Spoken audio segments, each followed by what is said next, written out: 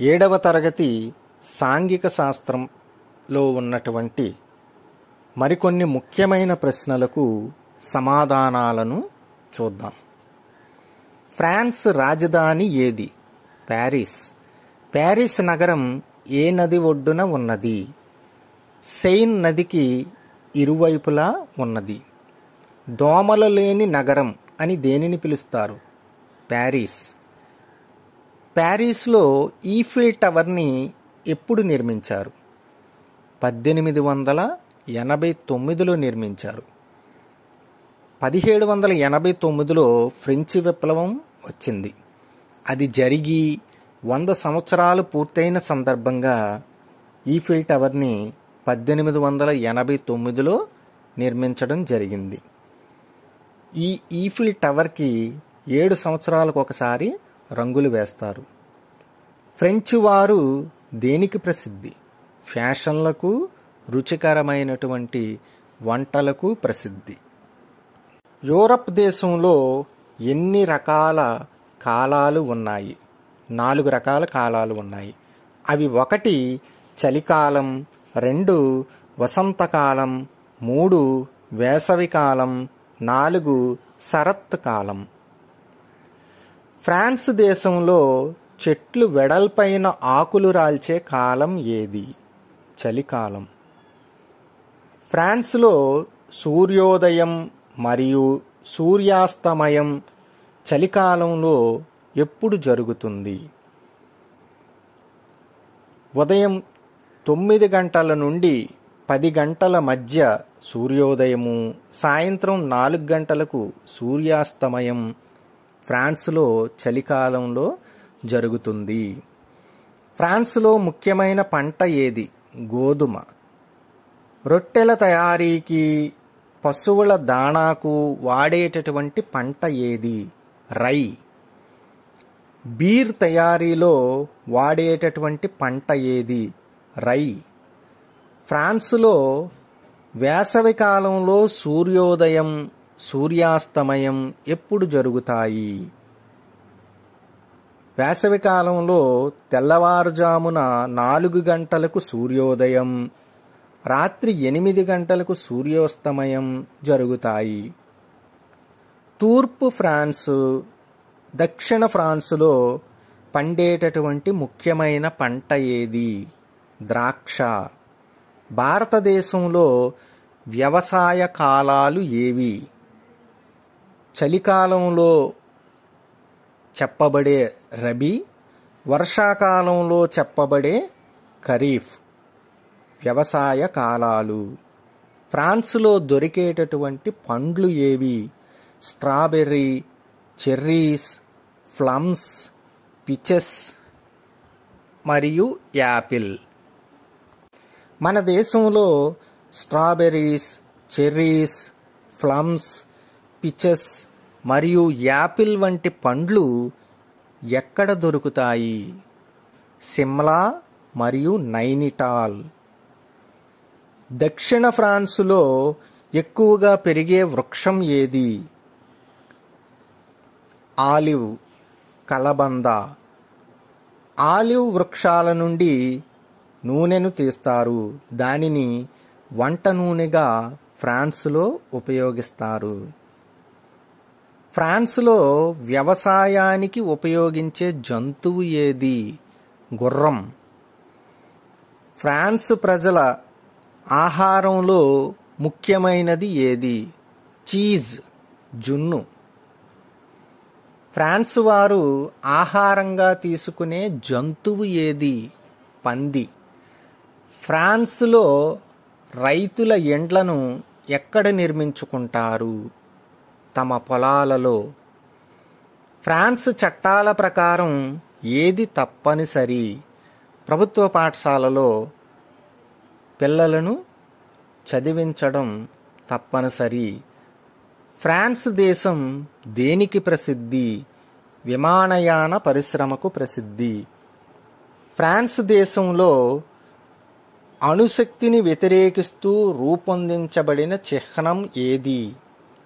చతురస్రాకారపు ప్లేటుపై stop go అనేటటువంటి నినాదాలు ఉండే చిహ్నం. ప్రపంచంలో మానవ సంతతికి పుట్టినిల్లు అని చెప్పే ఖండం ఏది? ఆఫ్రికా. ప్రపంచంలో వజ్రాలు, బంగారం గనులు గల ఖండం ఏది? ఆఫ్రికా. ఆఫ్రికాలో నైలు నది ఒడ్డున గల నగరం ఏది? కైరో. ఆఫ్రికాలో అత్యంత ఎత్తైన పర్వత శిఖరం ఏది? టాంజానియాలో ఉన్న కిలమంజారో పర్వత శిఖరం. ఆఫ్రికాలో ఉత్తర ప్రాంతంలో గల ఎడారి ఏది? సహారా. సహారా ఎడారిలో ప్రవహిస్తున్న నది ఏది? నైలు నది. ఆఫ్రికాలో గల సరస్సుల్లో అతిపెద్ద సరస్సు ఏది? విక్టోరియా. విక్టోరియా సరస్సు నుండి ఏ నది పుట్టినది? నైలు నది. నైలు నది సహారా ఎడారి గుండా ప్రవహించి ఏ సముద్రంలో కలుస్తుంది? మధ్యధర. ఈజిప్ట్ వరప్రసాదాయిని అని ఏ నదిని పిలుస్తారు? నైలు నదిని. ప్రపంచంలో అతి ఉష్ణ మండలం అని దేన్ని పిలుస్తారు? కర్కట రేఖకు మకర రేఖకు మధ్య ఉన్న ప్రాంతాన్ని అతి ఉష్ణ మండలం అని పిలుస్తారు. ఆఫ్రికాలో పెరిగే గడ్డి భూములు ఏవి? సవన్నాలు. ఇవి ఏనుగు కనిపించనంత ఎత్తు పెరిగేటటువంటి గడ్డి భూములు. సహారా ఎడారిలో అధిక భాగం ఏమిటి? శుష్క ప్రాంతం. శుష్క ప్రాంతం అనగా ఏమిటి? చిన్న చిన్న గడ్డి మొక్కలు, ముళ్ళ పొదలు, ఇసుక దెబ్బలు, రాళ్లతో కూడిన కొండలు ఉండే ప్రాంతాన్ని శుష్క ప్రాంతం అంటారు. ఆఫ్రికా దక్షిణ భాగంలో ఉన్న ఎడారి ఏది? కలహరి. పోర్చుగీసు నావికుడు వాస్కోడిగామా 1498లో ఆఫ్రికా దక్షిణ అగ్రభాగం వెళ్ళి ఏ దేశాన్ని చేరుకున్నారు? భారతదేశాన్ని. ఆఫ్రికాలో ప్రసిద్ధ చెట్టు ఏది? బోబాబ్. ఇది నైజీరియాలో మనకి ఎక్కువగా కనిపిస్తుంది. ఆఫ్రికాలో 16వ శతాబ్దంలో కనిపించిన వర్తకం బానిస వర్తకం. ఆఫ్రికాలో విలువ కట్టలేని రాగి గనులు ఎక్కడ దొరుకుతాయి? బాంబియా, జింబాబ్వే. భారతదేశాన్ని పోలి ఉన్న ఆఫ్రికా దేశం ఏది? నైజీరియా. నైజీరియా రాజధాని ఏది? లాగోస్. నైజీరియాలో వంట నూనెని ఇచ్చే చెట్లు ఏవి? Raffia palm oil. నైజీరియాలో గల నదులు ఏవి? నైజర్ మరియు బెమా. నైజీరియాలో గల సరస్సు ఏది? చాడ్ సరస్సు. నైజీరియాలో నివసించే జాతులు ఏవి? ఇబో జాతి, బెరువా జాతి, ఫులానీ జాతి మరియు ఔసా జాతి. సైబీరియాలో ప్రజల ముఖ్య ఆహారం ఏది? పెండ్లం. దీనినే యామ్ అంటారు. నైజీరియాకు స్వాతంత్ర్యం వచ్చిన సంవత్సరం 1960. నైజీరియాలో ఫులానీ జాతి వారి ప్రధాన వృత్తి ఏది? పశుపోషణ.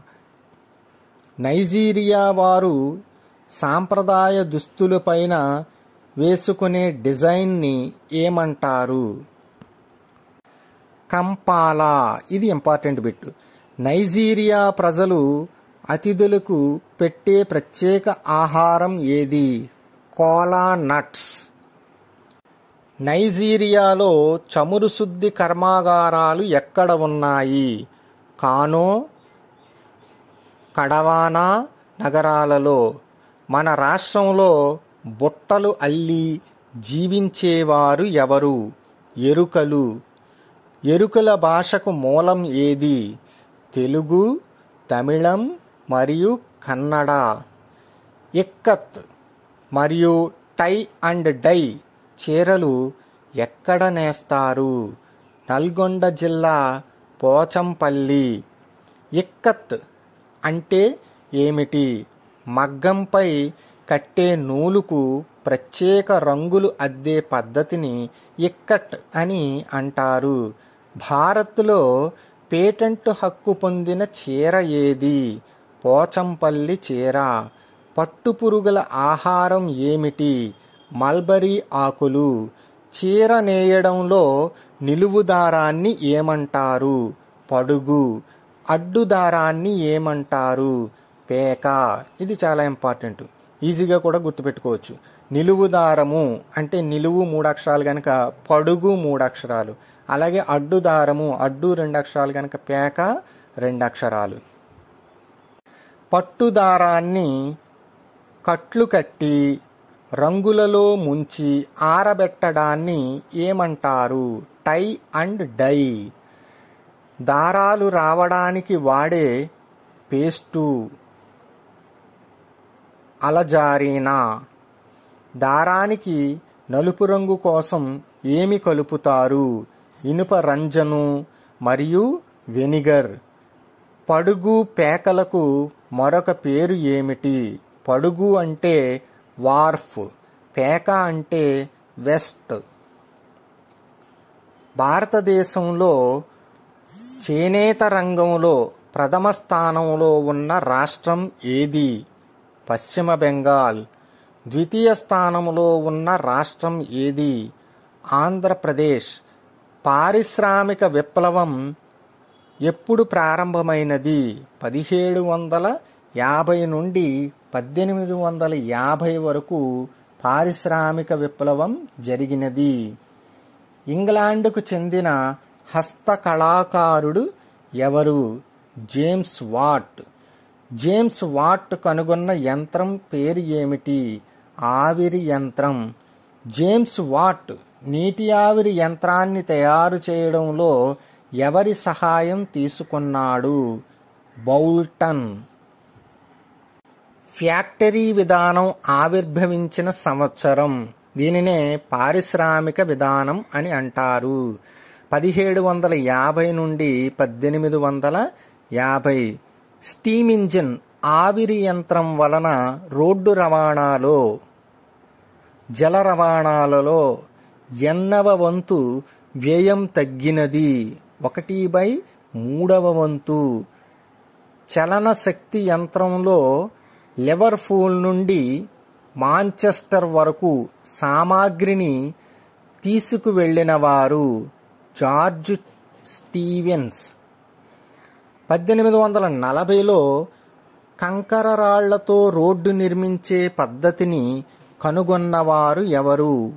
మెక్డమ్. ఈయన గుడ్డివాడు. విమానాన్ని కనుగొన్నది ఎవరు? రైట్ సోదరులు. సిర్పూర్ కాగజ్ నగర్ కాగిత పరిశ్రమ ఎక్కడ ఉన్నది? తెలంగాణలో ఆదిలాబాద్ జిల్లాలో ఉన్నది. కాగితపు పరిశ్రమలో వాడే ముడిసరుకులు ఏవి? వెదురు, యూకలిప్టస్, సుబాబుల్. ఈ ప్రశ్న చాలా ఇంపార్టెంట్. కాగితం తయారీకి వాడే రసాయనాలు ఏవి? సాధారణ ఉప్పు, కాస్టిక్ సోడా. దీనినే చాకలి సోడా అని అంటాం. కాగితపు మిల్లుకు సంవత్సరానికి ఎంత విద్యుత్ కావాలి? దాదాపు 25 మెగావాట్స్ కావాలి. కాగితం తయారీలో ఎన్ని దశలు ఉన్నాయి? 5 దశలు ఉన్నాయి. 1 ముక్కలు చేయడం, 2 కలపగుజ్జు తయారీ, 3 గుజ్జును పరచడం, 4 వత్తడం, ఆరబెట్టడం, చుట్టడం, 5 కటింగ్. ఖచ్చితంగా కాగితం తయారీ విధానంపై మీకు ఒక ప్రశ్న అయితే ఖచ్చితంగా ఉంటుంది. కాగితం తయారీలో అత్యంత కీలకమైన దశ ఏది? గుజ్జును పరచడం మూడవ దశ. భారతదేశం నుండి కాగితం ఏ ఏ దేశాలకు ఎగుమతి అవుతుంది? Bangladesh, Sri Lanka, Nepal, Malaysia, Singapore, Nigeria మరియు దక్షిణాఫ్రికా. జాతీయ రహదారి నెంబర్ 7 ఏ ఏ రాష్ట్రాల గుండా పోతుంది? ఉత్తరప్రదేశ్, మధ్యప్రదేశ్, మహారాష్ట్ర, ఆంధ్రప్రదేశ్, కర్ణాటక మరియు తమిళనాడు. అంటే ఉత్తరాది రాష్ట్రాలు 3, దక్షిణాది రాష్ట్రాలు 3.